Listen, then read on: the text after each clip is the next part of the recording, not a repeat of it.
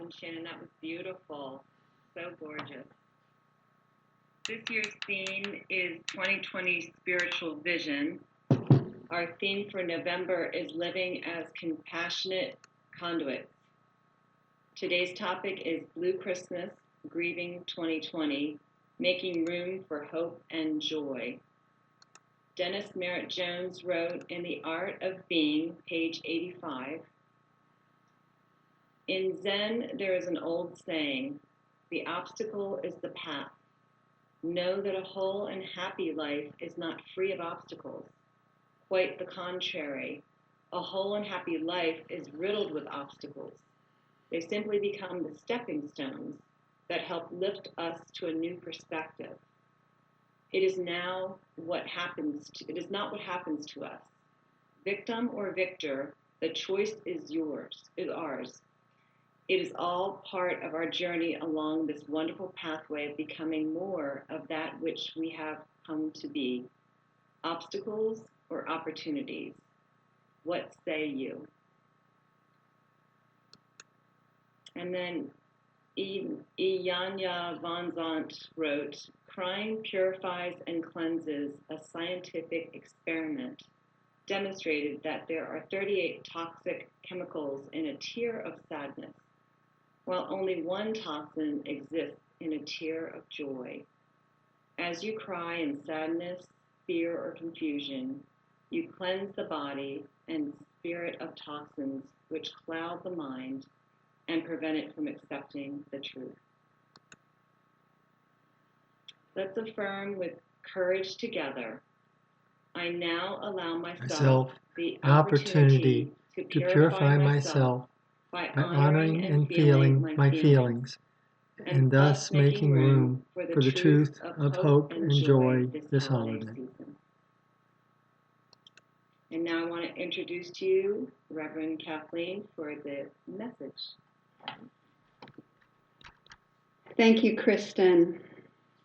Thank you for the beautiful reading of those quotes. And also thank you, Bob and Shannon, for a song that is just so perfect and really sets us up and sets the tone. So I want to begin with a story that many of you may have heard before. It's a story of a Bible study group who were studying the quote from Malachi chapter 3, verse 3, that goes like this: He will sit as a refiner and purifier of silver.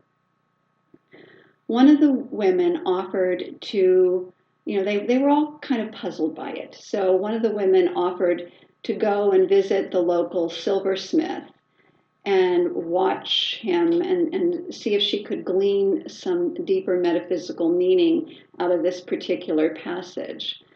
So she did. She found a local silversmith, got permission to watch, and then as she watched, she asked questions, and she really noticed all the details of what was going on. And so the first thing she noticed is that he was holding the piece of silver in the flame for a period of time. And he explained that in refining silver, you hold the silver in the hottest part of the flame. And what happens then is it burns away all of the impurities that produces the kind of silver that we see when it goes to market. So she thought to herself, what is the metaphysical meaning for this? Metaphysical meaning is always about our own consciousness and our own evolutionary process in becoming who we are in truth more fully. And so she said, well, maybe this has to do with us walking through the fire of our challenges, those mountains that we're climbing, that we feel like we're climbing in life, or those obstacles that seem to be in the way. And then therefore purifying ourselves of all of our resistance to the climb, the beliefs, the perspectives that we hold that are unhealthy, and then all of the emotions that go with those unhealthy beliefs and perspectives. So she was beginning to get more clarity. And so then the silversmith went on and said, I sit here holding the silver with the eye on it, my eye on it the entire time. One moment too long in the fire and it could be ruined. So then she asked, how do you know when the silver is fully refined? And he said, when I see my image in it. Again, she pondered the meaning. And so, as we ponder the meaning of this, the deeper meaning of this story and the passage in the Bible, these passages, when we really take them into contemplation and meditation, have a really deep meaning for all of us.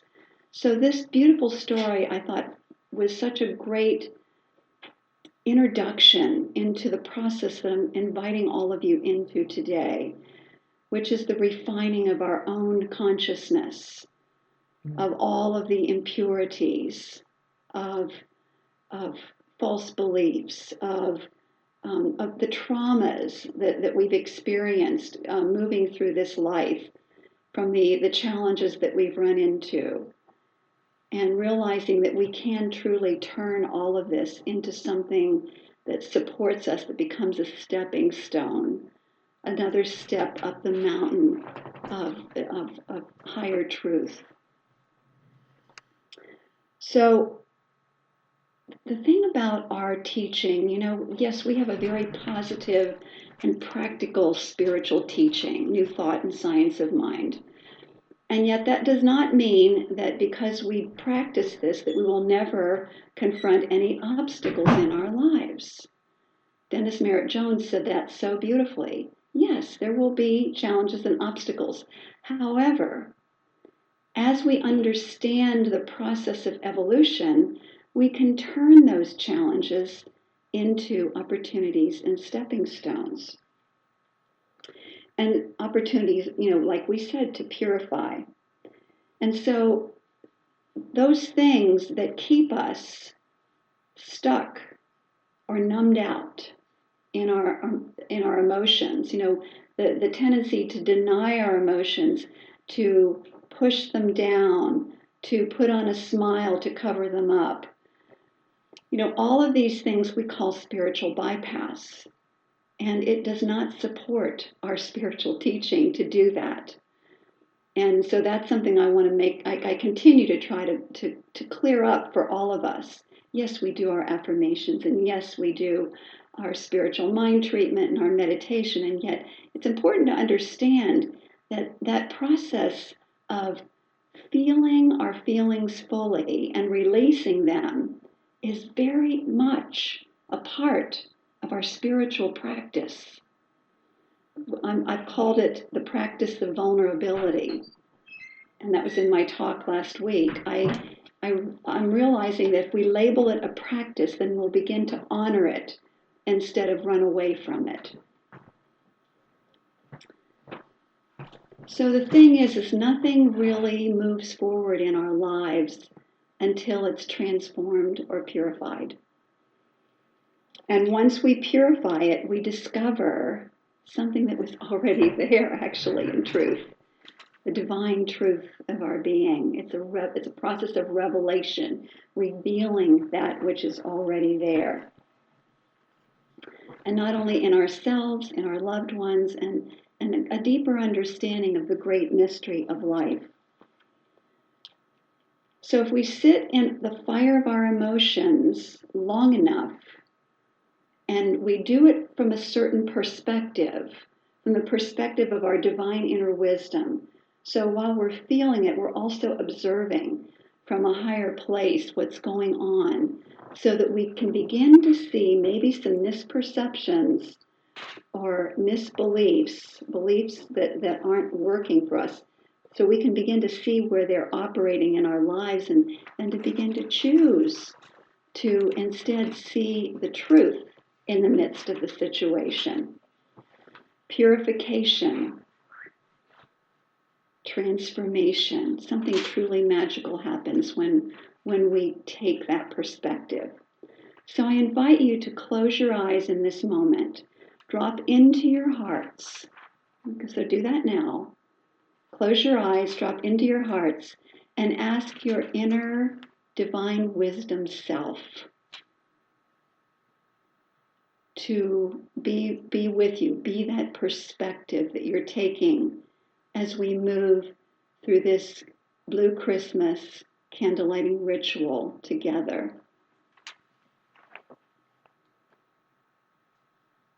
And then, like the silversmith who sees his image in the purified silver, you and I will more fully reflect the image of the divine, our true self, as love, as peace, as hope, that carries us through the holiday season and into the new year. So let us now begin the ritual, and I'm going to invite all of you to use gallery view so that we can see each other. So we're not going to have any particular person highlighted. Okay, Michelle hasn't. Okay, yeah. And we're also going to encourage you to turn on your videos so that this can be a community experience, So yes, you may be shedding some tears, but you know what? Others will be too. And this, again, is our practice of vulnerability, of letting that come through, up and out, to reveal more fully who we are. And I also invite all of you to gather your 7 candles. I have 7 votives back here on the altar that I will be lighting in the process. And we have volunteers who are going to be introducing each candle. So as they introduce, listen for the prompt where they'll ask you to light the candle. So be listening and then light the candle when they invite you to do that. So I'd like to begin the ceremony with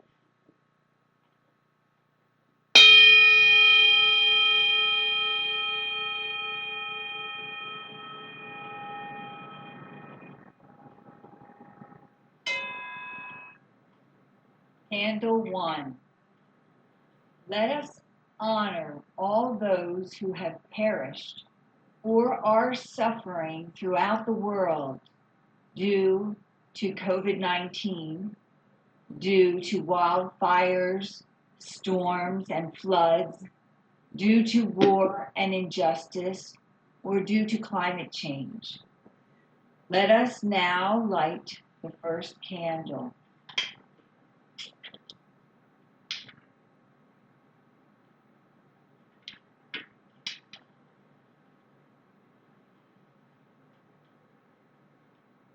Inhale, and as we exhale, deeply allow your feelings of fear, sadness, and anger to be felt.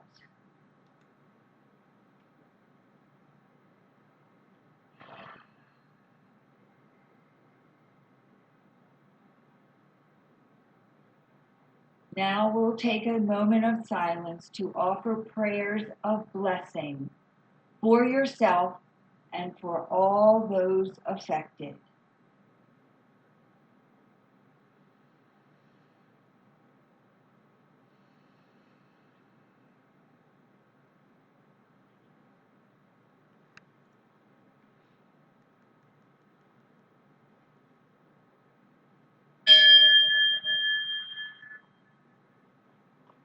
The second candle is to let us honor the memory of our loved ones whose losses we are still grieving. We offer our tears as a testament of our love. Let us speak our loved ones either silently in our hearts or out loud as we light this candle.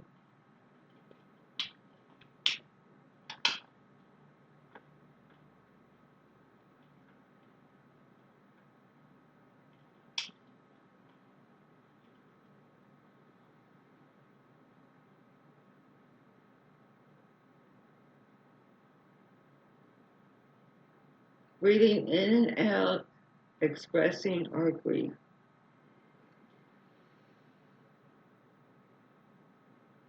Breathe in love, holding our loved ones in our heart.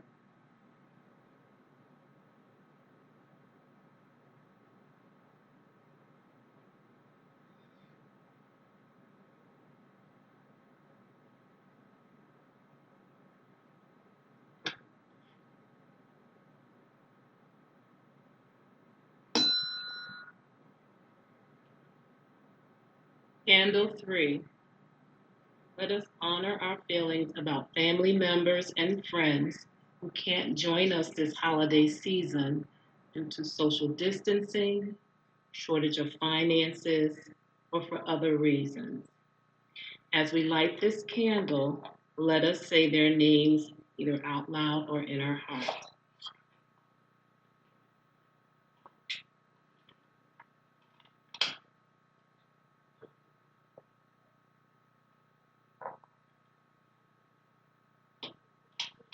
Inhale.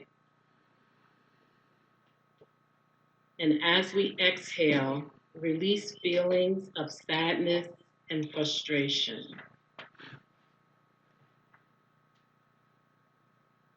Breathe in love, holding them in our hearts as we remember them in a moment of silence.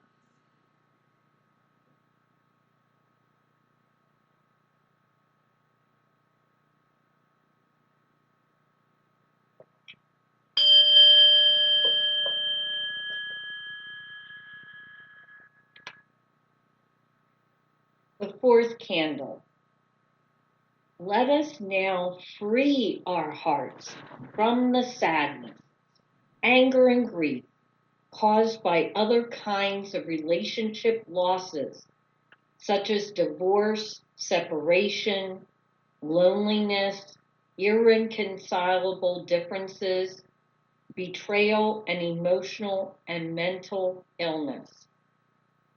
As we light this candle, let us name the losses. Inhale, exhale, feeling our sadness, hurt, purifying our hearts. Inhale, love, knowing that only love is real.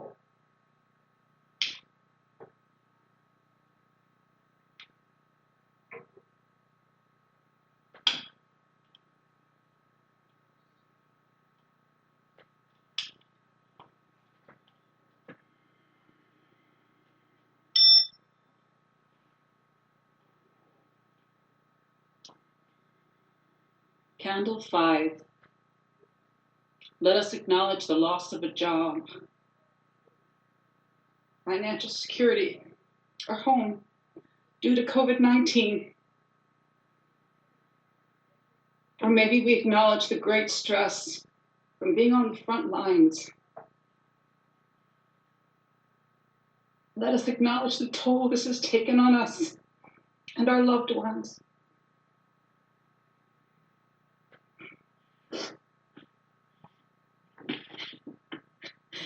How has COVID-19 impacted your faith and your feelings about the upcoming holidays?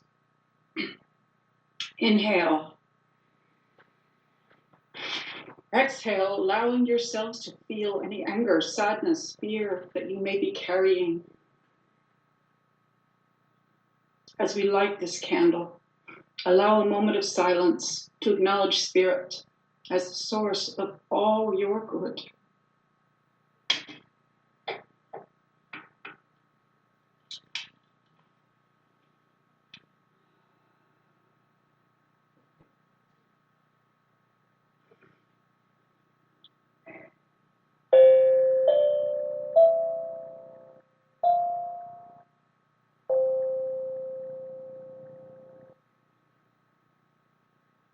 Candle 6.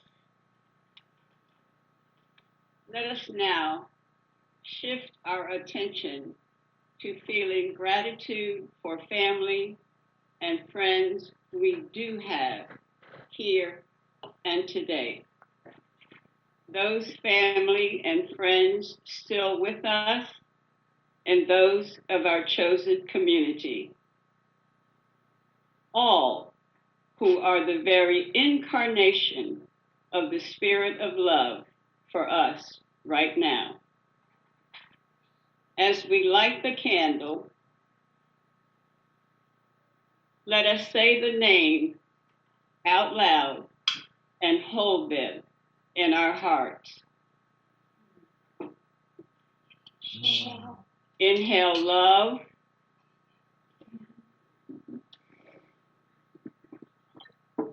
Exhale gratefulness.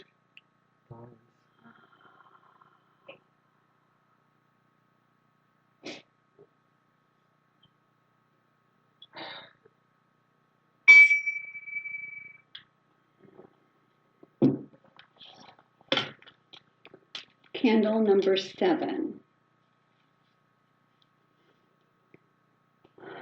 In honor of the gift of hope, love, peace, and joy that the holiday season offers us, let us affirm that we are bringers of the light of God, shining in the midst of darkness. In gratitude, we stand with those who work tirelessly for peace, justice, and a healthy, peaceful future and planet. Inhale peace and harmony, love and light.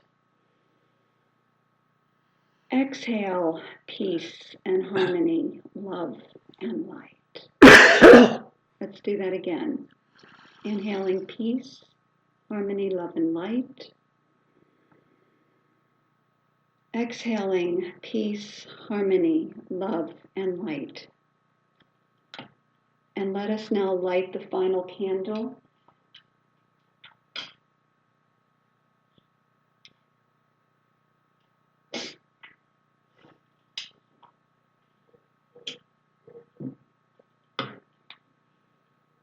And take a moment of intention and solidarity to be the light as individuals, as spiritual community. To set your intention, I am the light. And solidarity that we are the light, co-creating heaven on earth and opening our hearts to the true spirit of the holiday season. So take a few moments in silence now to affirm that, to know that.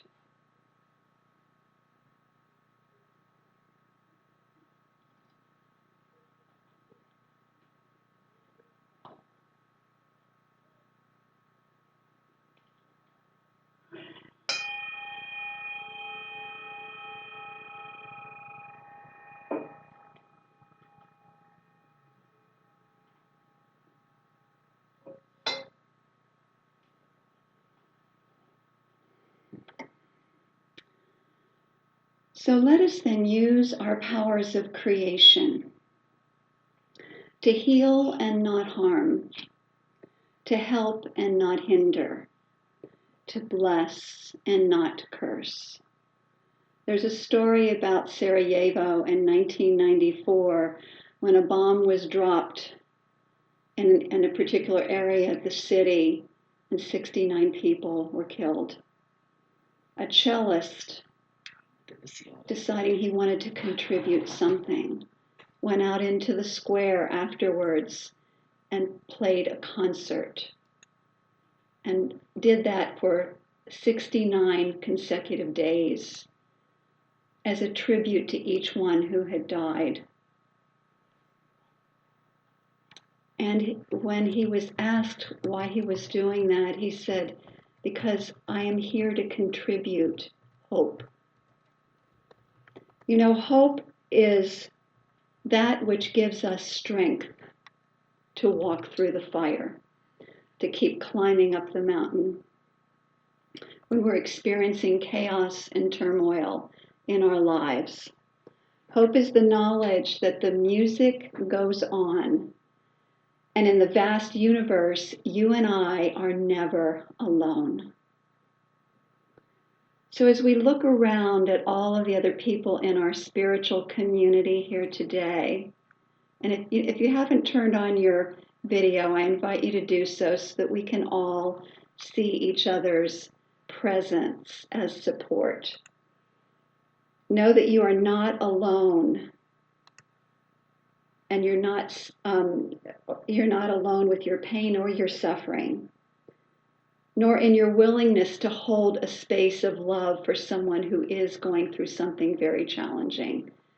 That we are here as community for that very purpose, to be that safe, that transformative, that loving place in which we can truly feel our feelings and offer love and support. In that way, each of us are the very hands and hearts of the divine, represented by the flames. And these flames then are not only the flames of purification, they are flames representing the spark within each one of us, that spark of hope. So I'd like you to take one of your candles. I'm just going to lift up the whole tray.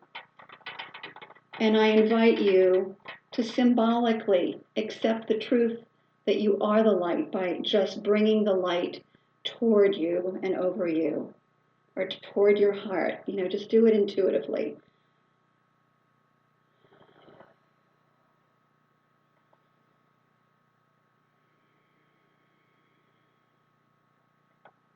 And repeat after me, I am the light of the world. I am the light of the world.